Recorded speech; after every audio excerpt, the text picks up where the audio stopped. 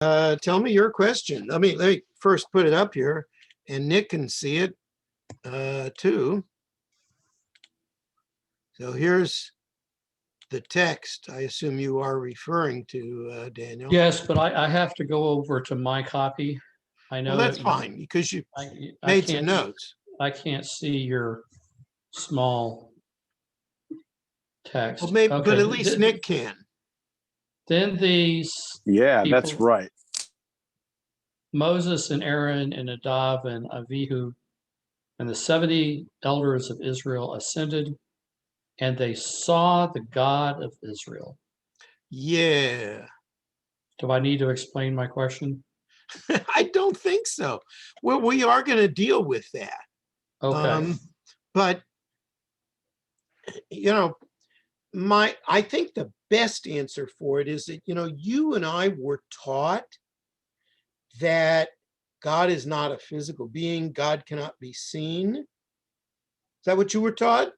Yeah, well, more or less, yes. Yeah, okay. So here's the secret. Those people didn't know that. What people? That's fantastic answer. Well, Moses and Aaron and these other two, they didn't know that in the 70 Israel elders? None of them. They didn't know that. Oh. They hadn't been to all, the classes that you've been to and stuff. And so they didn't know. But this Exodus 24:9 is way after when God tells Moses, turn around and you'll see my shadow across the rock. Actually, or whatever. that's later. Oh, it is? Yes. Well, I thought we'd already done that. No, that's in Kitisa. Okay. But doesn't matter. In the Torah, as the rabbis say, there is no earlier and later, because everything has to be consistent with everything else anyway. Okay? So, the fact that the Torah has already been given, the fact that God says later on, you cannot see my face and live. Okay. So skipping the next sentence and going to the third sentence. Yes. It has the word in English, yet. Yet means even though this other thing happened, it still is going to be okay that he did not raise his hand. I think that he did not raise his hand yet, even though they saw him. In other words, he was forgiving them. What's the word yet in history, in Hebrew mean? So I'm turning to that right now. Did that make sense as a question? It is the JPS translation, but there is no word in the Hebrew text that means yet. It's just, it's put in the past tense. So I think the yet in the translation is just for clarity. Would it be fair to say that he did not raise his hand and that they're mentioning that he did not do that? And right. The reason why he should have was because they saw him? Yeah, or that he could have. Not necessarily should have, but could have. So that the text understands, whoever wrote it, or however you want to say that, understands that the fact that they saw the God of Israel was not really a permissible thing to do. Yes, but also in this case, God decides it's okay. Yes, exactly. That's the way I'm reading it. Mm-hmm. And that's, I think, how the rabbis read it. Okay. Thank you. You're welcome. You may go on with your class now. Yeah, thank you. Well, I'm tempted to do that, actually. Okay. But, I mean, you've already hit on probably the most important question, which is, how could they see the God of Israel? Well, what do they mean by see? I mean, to me, it looks like they physically witnessed So it. that is what the commentators that I have brought here for you will answer. By the way, All right. Nick took my next question, but I thought I'd already used up all my time. so- Look, you can't have all the cool questions. All right, you can't have them all just because I'm, Right. whatever and I'm doing Ronnie's here. coming, so she's gonna have to have a share too. So, all right. So here is this midrash, which says, Kodesh Baruch Hu, the Blessed Holy One, sometimes is seen, sometimes not seen, sometimes hears, sometimes does not want to hear, sometimes answers, sometimes does not, sometimes is found, sometimes not, sometimes is near, sometimes not so near. How do you make sense out of that? So here's what it says. At Sinai, it says they saw the God of Israel, and then he was concealed from them. And in Deuteronomy, it says, you saw no shape when the Lord your God spoke to you at Horeb out of the fire. Okay? And it also says, God spoke to you, you heard the sounds of words, but perceived no shape. In other words, I saw nothing. Okay?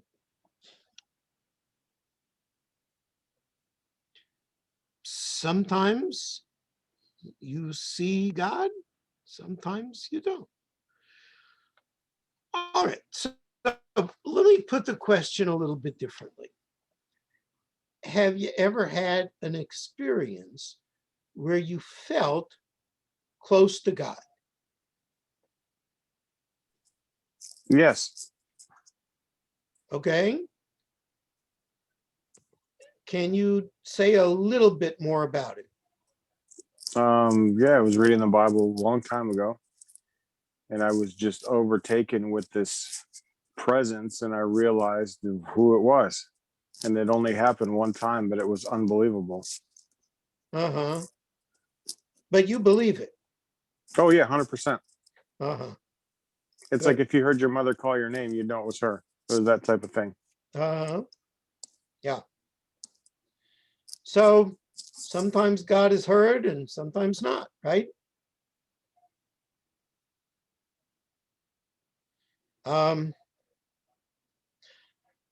I can tell you that as far as I know, I've never had an experience of God's voice. I think I've had an experience of God's presence, but it wasn't auditory. It was totally a kinesthetic feeling.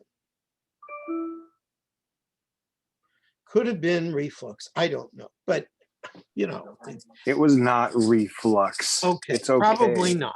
It's not. No, Talking I about don't reflux. think so. Don't think so. No, it was a real feeling of a presence, but I don't necessarily get that feeling on a regular basis. So sometimes it is and sometimes it isn't. And that's what the Midrash says. So, see that, right? All right. Here's what Martin Buber says. In the report of this covenant, written with reluctance and reserve. In other words, it's like it's not telling you everything. The meaning of things that cannot, properly speaking, be reported is more deeply concealed, but finds direct expression when the God whom the representatives of the people see is called the God of Israel. Right? When the representatives of the people, like Moses, Aaron, Nadav, and Avihu, and the 70 elders, right? When they see that God, they understand that God to be the God of Israel. God didn't tell them that. That's just, they understand it. They know it. Right? This is from Everett Fox, who is a well-known translator of the Bible. I'm sorry, but before you run off to Buber, Rod, in reference to what Martin Buber said, Yes. so what he's saying, I don't understand what he said. Sorry. Oh, okay. Well, let's tease it out then. Right? So this experience where they are, where they go up and they see the God of Israel, right?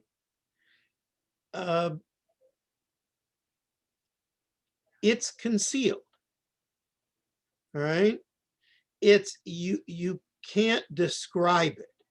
When he says cannot properly speaking be reported, I think that what he means in fancy language is just you can't describe it, right? But the way they express it is they see God. Okay. Which is not the same as they're actually seeing God. I think that's kind of what Nick was saying. I don't want to put words in Nick's mouth, but you don't seeing doesn't necessarily mean a visual experience. Yes. Well, I didn't see God. I just felt his presence. It's not Right. He didn't walk up and say, "Hey, what's up, Nick?" As I would have fallen out of my chair off the second story balcony. Yeah, it wasn't like that. It was like a sensation of being filled with it felt like almost like electric fluid or wind or something. It was really unbelievable. It only lasted a couple seconds, but it was completely remarkable.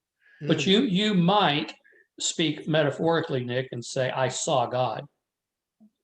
In a Even sense, though, yes. Yeah, it wasn't saw or see doesn't necessarily. It didn't mean visual. Yeah, I know eyes. what you mean. It could be like spiritually see. Yeah. And that's what I think Buber is saying here is that they use the word see because there's not really a better word to say it. Yeah. Yeah, I mean, how else can I describe that besides putting on the little white jacket, Yeah.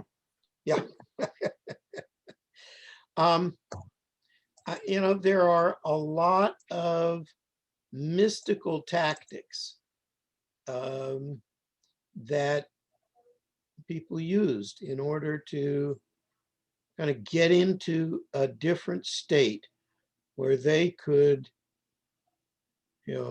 have some kind of experience of God. And most of them, to the best of my knowledge, did not involve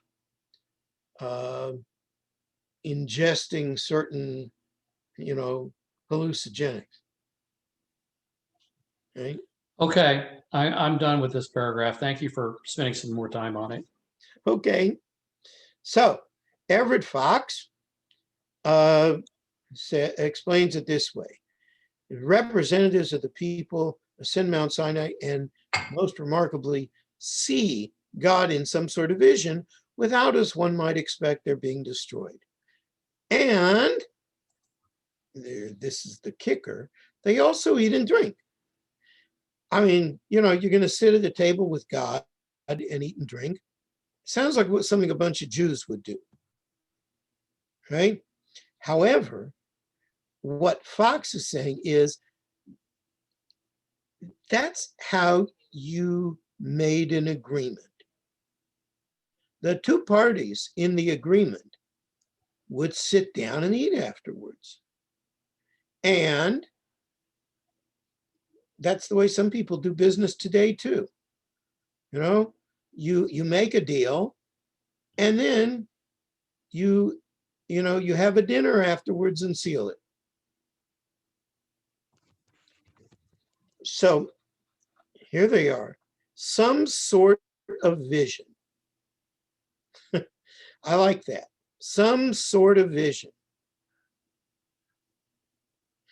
It's not enough just to say they saw God. They had a vision of God. But there's a difference. Now, we'll talk about that a little bit later on, because remember, the prophets had some interesting visions too. Well, even in this, we skipped over that whole sentence. Under his feet, there was a likeness of the pavement of sapphire, like the very sky for purity. I Right. mean, We'll come back to that. Yeah, well, that's a vision, though. I mean, Yes. it's not that much different than Elijah and that other guy. Yeah. Okay. So let's go to, well, but before we go any farther, I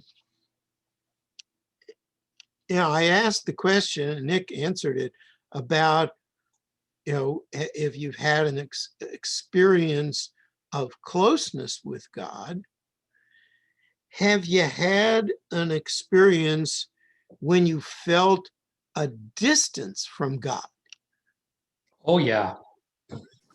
Yeah, for sure. Not that one's not hard. Yeah. What was that like? Profoundly lonely. Hmm.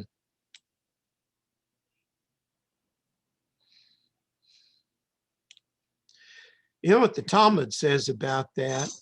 That sin is what separates us from God. Well, that's what I heard when I was a boy too, from a different group of people. Yeah. Well, our people said it too. They had something on there. Said it first. Mm-hmm.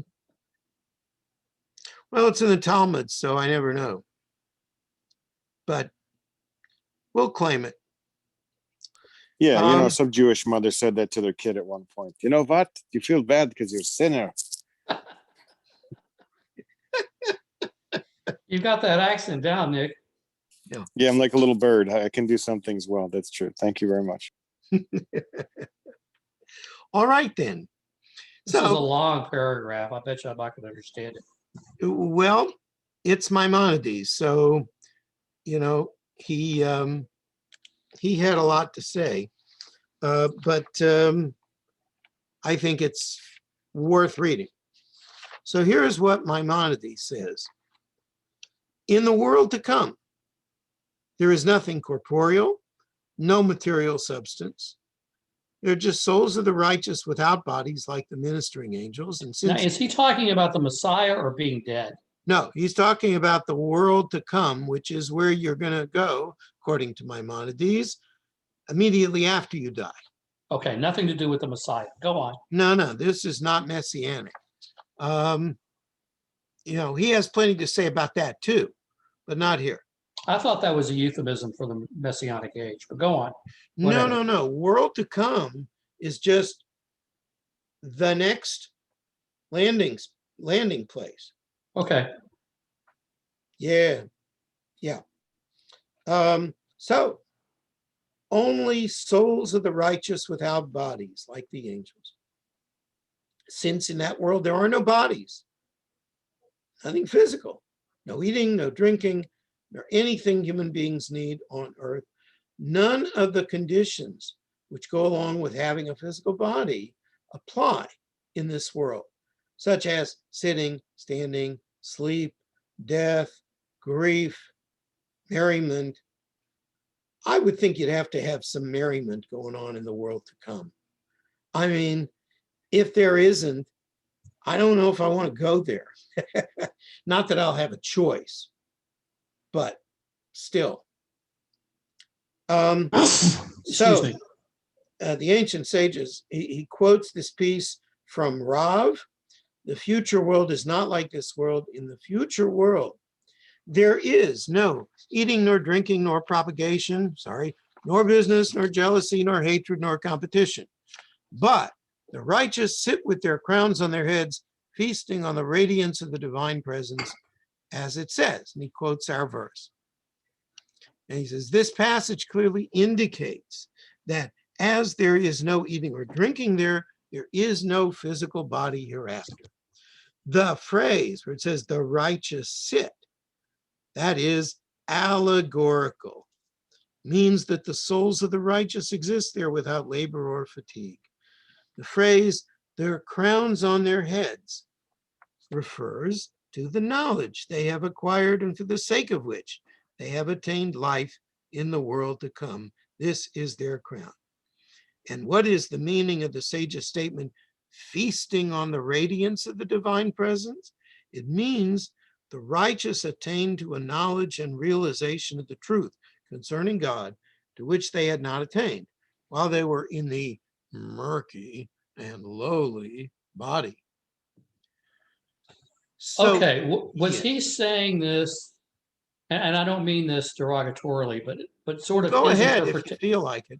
Well, is it his interpretation of reading a huge body of work? He's sort of making this up, if you will.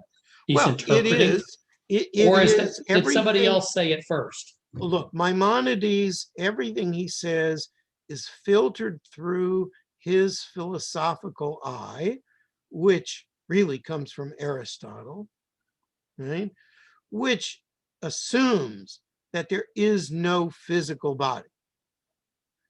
There is no physical body to God, and therefore there is no physical anything in the world to come after this world. So this thought would not be brand new to the Jews of his time. Oh, no, no. Okay. However, he would, he was confronting very real differences of opinion about it. I'm sure there were lots and lots of people, not even where he lived in Egypt, which, to some degree, the Jews were all at least a little bit affected by the philosophy of the day, which was mainly Aristotle filtered through the Arab philosophers or through Maimonides himself. Okay? So everything, that Maimonides says,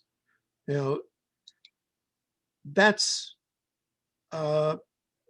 his starting point for it. So he's going to give you a very rational explanation of anything that could be interpreted as non-rational. I'm sure that he would take that experience that you described, Nick, and he would explain it to you in totally rational terms. Yeah, because he's really logic driven and I'm more of an emotional thinker. So yeah, for sure. Mm-hmm. Yeah. I like to think that I'm logical, except when I'm not, this is so, but I also recognize that there's a whole strand of Judaism that doesn't look at things the way Maimonides did. How do, or in your opinion, how do someone who is very strict or very orthodox, do they usually look at Maimonides as the standard? Darn, That's Nick, what I was going to ask that question, I swear. Right.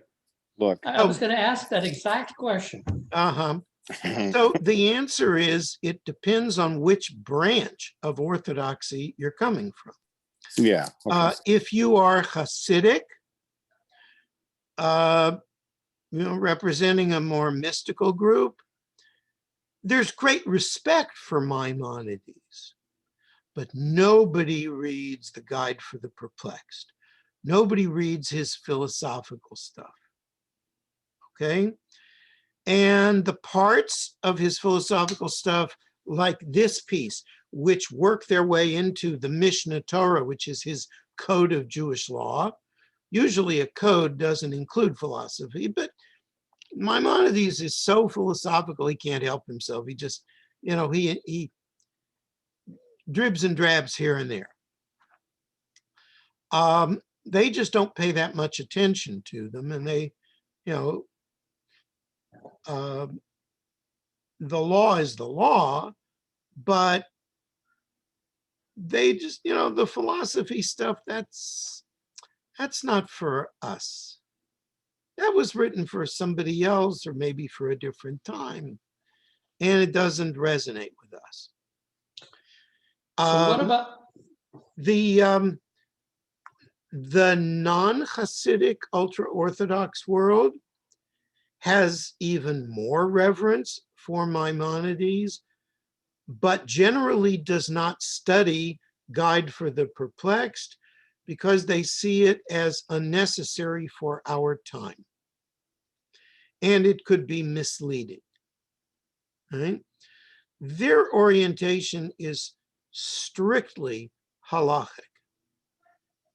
right? And they don't worry too much about mystical experience or having a direct experience of God's presence.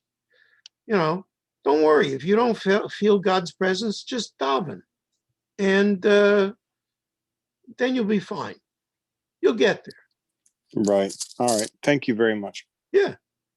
well, what about the modern Orthodox conservative and reform? Okay. So the modern Orthodox, some of them do read the Guide for the Perplexed. But very few people actually have the training to appreciate it fully. Right? It's a monster work, not only in terms of difficulty, but also in terms of just the background you need to have to understand it. You need to understand where he's coming from. You need to know a lot about Aristotle. You need to know about some of the Arab philosophy that preceded Maimonides, which is also Aristotelian. And without that, you don't get a full understanding of a lot of what he's driving at. The main thing is that, God cannot be represented physically in any way whatsoever. All right. And if you suggest that God could have physical reality, that is heresy. That, says Maimonides, is something that can, even though we don't usually put too much emphasis on belief, we put more emphasis on action. Maimonides said, if that's what you believe about God, you are so out of it, you will not have a place in the world to come. That's Maimonides. Right belief. You better have it, because that's the key to the world to come, literally. Right? Yeah, isn't now, that like the now first again, of I'm sorry.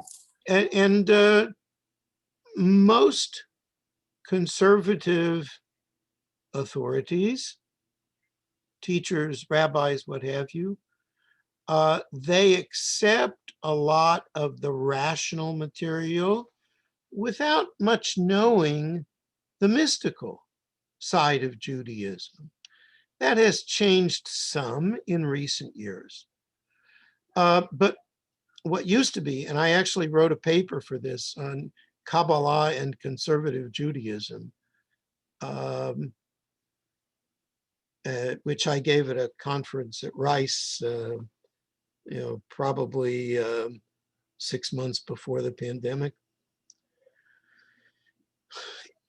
Basically, there were a number of rabbis in the conservative movement who were tremendously knowledgeable about Jewish mysticism, about Kabbalah, and some of them wrote books about it. But with rare exceptions, they never taught that in their congregations. Okay? It was just for the sake of scholarship. Either because they felt that their congregants didn't have the background to understand anything Kabbalistic, or they, Kabbalah was just, not really relevant anymore. It was just a topic of scholarly endeavor, right? Now, Heschel was the big exception to this. Heschel was strongly committed to the mystical side of Judaism, and actually some of his books are part of what I would say was his project of trying to put those Kabbalistic terms in non-Kabbalistic terminology, stuff that the educated individual could understand, even if they didn't know Kabbalistic stuff. Right? So he wrote a book called God in Search of Man. Right? Which is, it's like his theology of Judaism. Okay? Jewish theology. It's very difficult. It's the kind of thing, it's like a page of Talmud. You read a page or two or three, and then you sit down and think about it. And then the next night you read another couple of pages. Right? What he was really trying to do in the book God in Search of Man was to express the mystical view of God, which is that when we serve God, we're not doing it, or should not be doing it at least, out of a desire to improve ourselves, but simply to meet God's needs, what Kabbalah refers to as the Tzorech Gavoa, the higher need. Right? That's what Heschel's book was about. It was trying to translate the notion of Tzorech Gavoa, the divine need, into terms that the average Jew, who, at least, with some vocabulary, could understand in English. God in search of man, God needing man to help fulfill God's purposes. So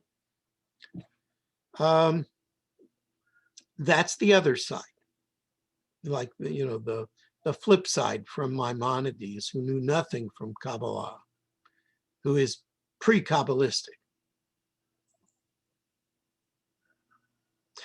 But of course, rationalism has its problems too, right? Because if I give you a rational reason for doing a certain mitzvah, you can say, well, I can accomplish that some other way. And now you've got a rational reason for not doing the mitzvah. But does that help us as Jews? Right? Doesn't maintain a Jewish way of life.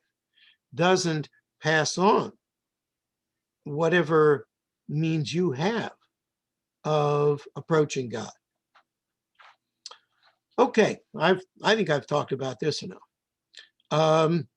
Other questions or comments before we go further?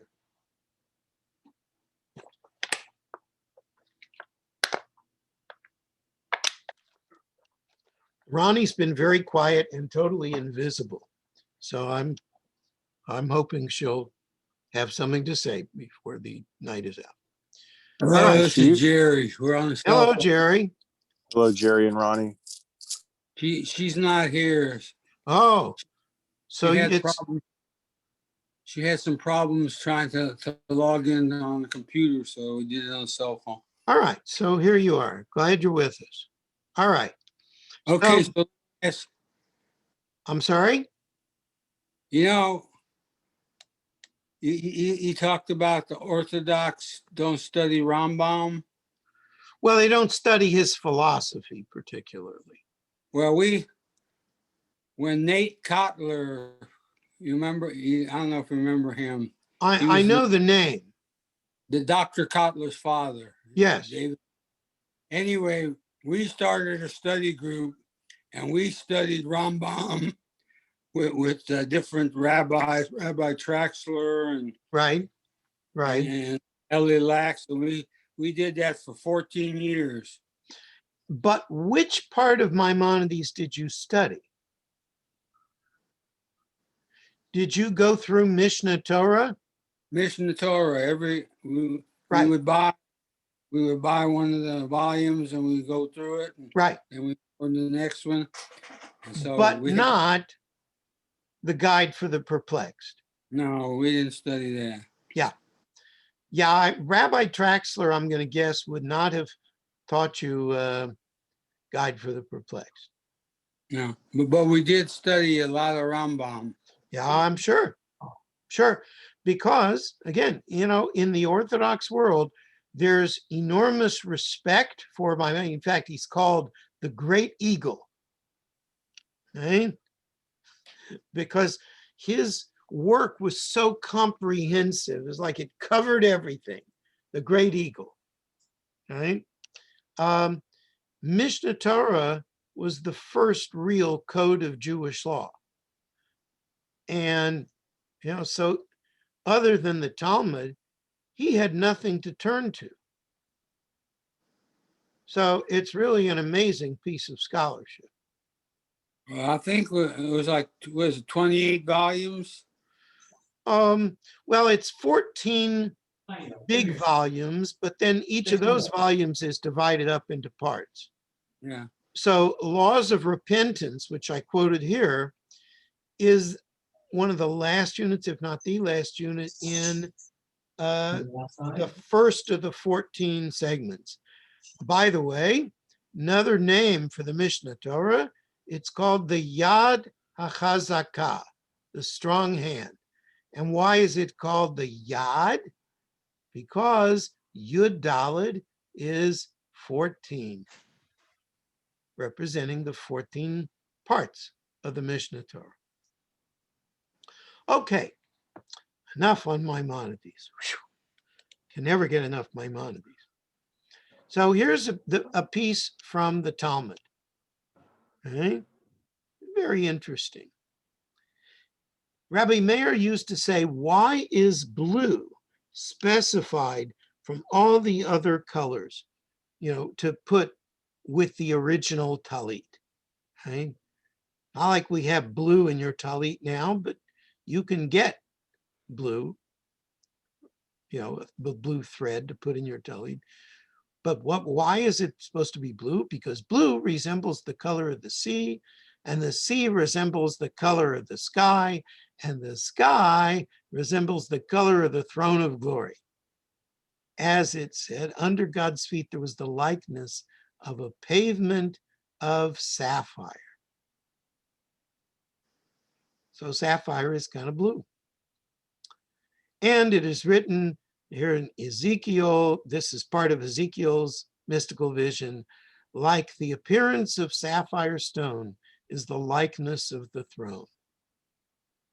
So it's that deep blue jewel, right? That's God's throne. If you could see the place where God lives or the place where God sits, that's what it would look like. And that also sort of comes from our original text. The likeness of a pavement of sapphire. Right? Now, that's not all there is to say about this. We'll see more, but that's what the Talmud says about it. Any comments or questions up to here? All right. Ibn Ezra is like 12th century. Okay? Here's what he says. Looking at that verse, they saw the God of Israel. They did not see him literally, but in a prophetic vision. The same is true of Isaiah's vision. Remember, Isaiah has this vision of, he goes up to the throne room and the angels are singing Kadosh, Kadosh, Kadosh. Right? He says, I beheld my Lord seated on a high and lofty throne. Even though it says, my own eyes have beheld the King, Lord of hosts. Right? So obviously Isaiah also didn't know that you couldn't see God. Right? And this is made clear in Ezekiel's vision when he says they were the same creatures I had seen below the God of Israel at the Kabar Canal. right? Ibn Ezra is saying that he had seen what he originally called merely visions of God, which is what he describes at the beginning of that segment at the beginning of Ezekiel. Okay? Next, what does Rashi say about this? He puts the part about the verse that says, like the very sky for purity. He says, well, the Aramaic translation of the text says it's like a vision of the sky for brightness. Okay? It was, what is this brightness? That once they were redeemed, and although Rashi doesn't say this, presumably once they had received the Torah, everything was fixed. There was light and joy before them. Right? Relating to this, the Christians have this thing called original sin, right? You're born sinful. We Jews, supposedly we don't have that, but the Bible doesn't know that either, right? Because, actually there is sort of an original sin. When they eat the fruit in the Garden of Eden, there are consequences that are passed on to all people forever. Okay? At least that's the sense of the passage. But the Torah, the giving of the Torah, was the antidote for that. That, it was like, the snake had injected this poison into human beings through Adam and Eve, right? But the antidote to the poison is the Torah, right? Now, what happens? Well, the people build a golden calf, so it's problematic. Maybe they pick up the poison again. But at least in theory, the Torah is the antidote to original sin, to our version of original sin, which is not quite the same as the Christian version. Okay? So that is what Rashi has to say about this. Other comments or questions before we go on? All right. So we're still, to some degree, wrestling with this issue of seeing God. And here is what one of the great biblical scholars of the 20th century, Dr. Nahum Sarna, says: the language is circumspect. There is no description of God, just this celestial setting beneath the visionary heavenly throne. But even so, the Hebrew uses the k, which means as or like, right? To indicate similarity and approximation. In other words, whatever they see isn't exactly God, it's like God. Thus saith Dr. Sarna. Right? Now, that's not exactly what it says in the text, but okay.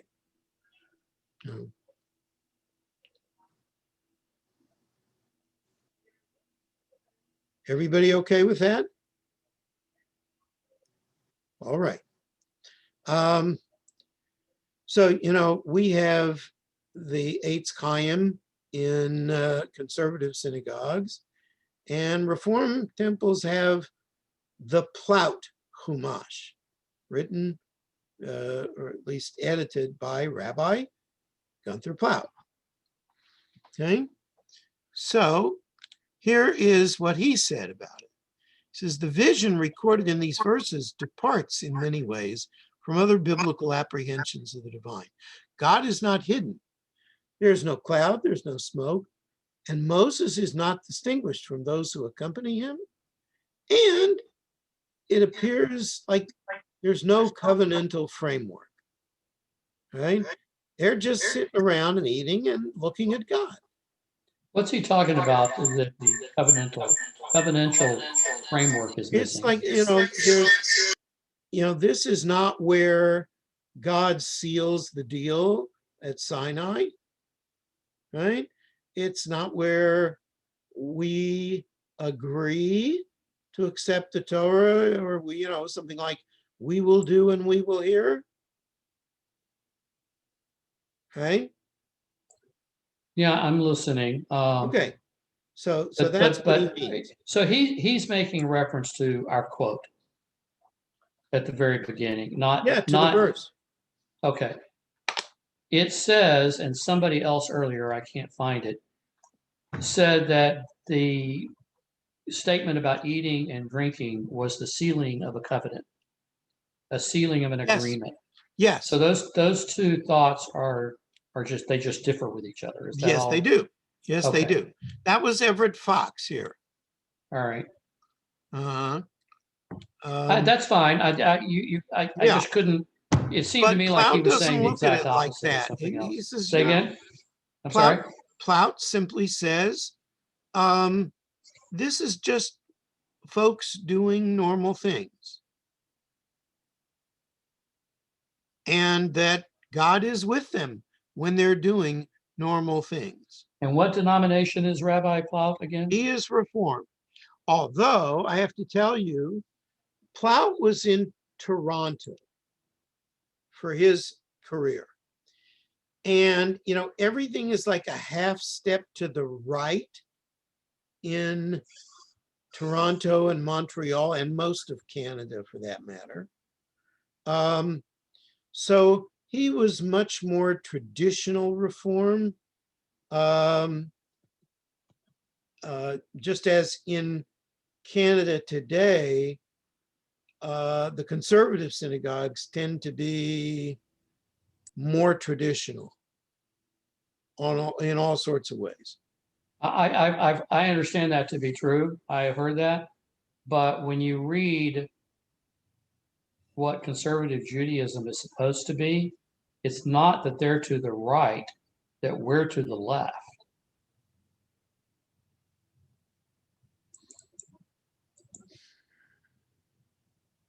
Well, I will say that conservative Judaism, even from its inception, even going back to the mid-19th century in Europe, when it was called historical Judaism, it's always been intended to be a big tent, to be very inclusive of a wide variety of practices. So, Beth Yeshurun, which at least in its sanctuary service is, I would say, pretty liberal conservative Judaism, and Canadian conservative Judaism, which tends to be,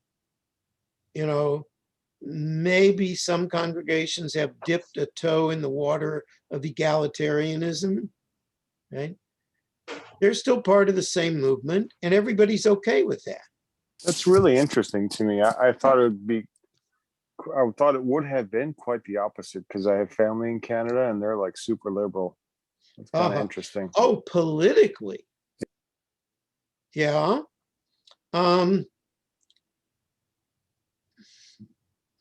I would say most of the Jews of Canada, even very traditional ones, tend to run more liberal than the average American Jew. That may be less so today than it was 20 years ago. Oh, you've got the two books. Well, what I'm trying to say is that In Canada, you go inside a conservative synagogue and you poll the people that are there, they're more likely to follow the rules that are in these two books Yes, than if you go into Beth Yeshurun. It's not Yes. that they're doing it the way it's supposed to be, and we're to the right. or to the far left. I'm Yeah. sorry, we're to the far left. I'm sorry, I got my left and Yeah. my right mixed up. Yeah, yeah. We're much more. Yeah. Beth Yeah. Yeshurun acts and sounds like a Reformed synagogue. Well, I would disagree with that in I- many areas. I would I'm say being. You know what I'm doing. Go on. I would you are being, but I would say that most conservative Jews, if they were taken blindfolded to Beth Yeshurun, they would know that it was a conservative synagogue. What? So Daniel, you're muted. But before you unmute, let me just tell you why. Right? First of all, if you go into a Reform synagogue, yes, you will hear a Torah reading, probably, if there's a Saturday morning service at all, but it will not be a traditional Torah reading. There will not necessarily be 7 aliyot, okay? And in a Reform temple, you will not have a Musaf service. So those two things, you know, if you were dropped into Beth Yeshurun, you would know by those things alone that it was a conservative synagogue. I overspoke in my haste and hyperbole, but to turn it around, if you were to go into a Canadian conservative synagogue, Yes.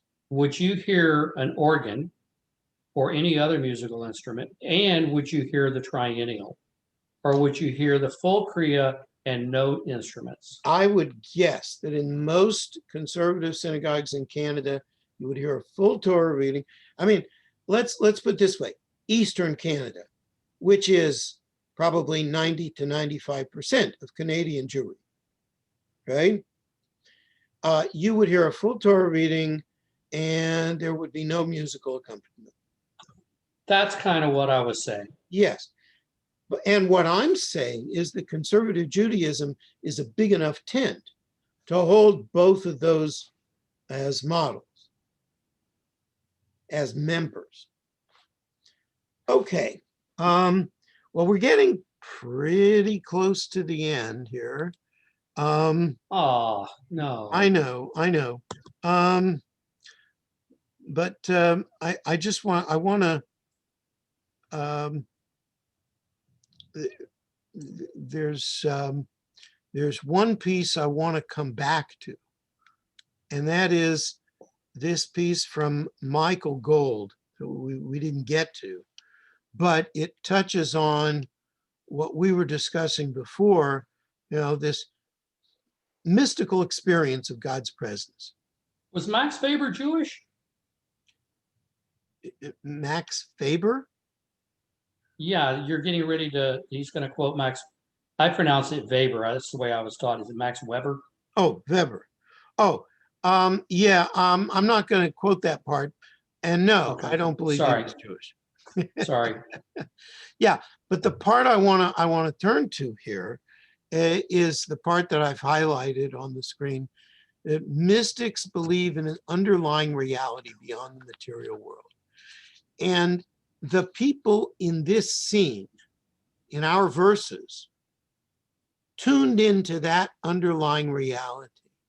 They saw this sea of blue beneath their feet while they were eating and drinking. Right? And if you touch that reality,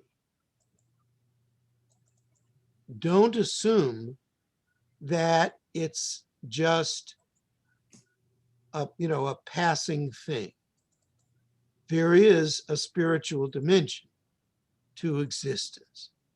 And that's been the quest of mystics in every generation. And, that is, not different, I think, from the experience you described, Nick, or from, a few experiences that I've had over the years. So keep looking.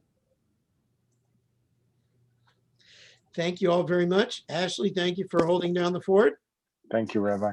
Thank you, Thank you very Ashley. much, All right. Rabbi. Shabbat Excellent shalom, class. everybody. See you soon. Shabbat shalom, everyone. Shabbat shalom. Bye-bye.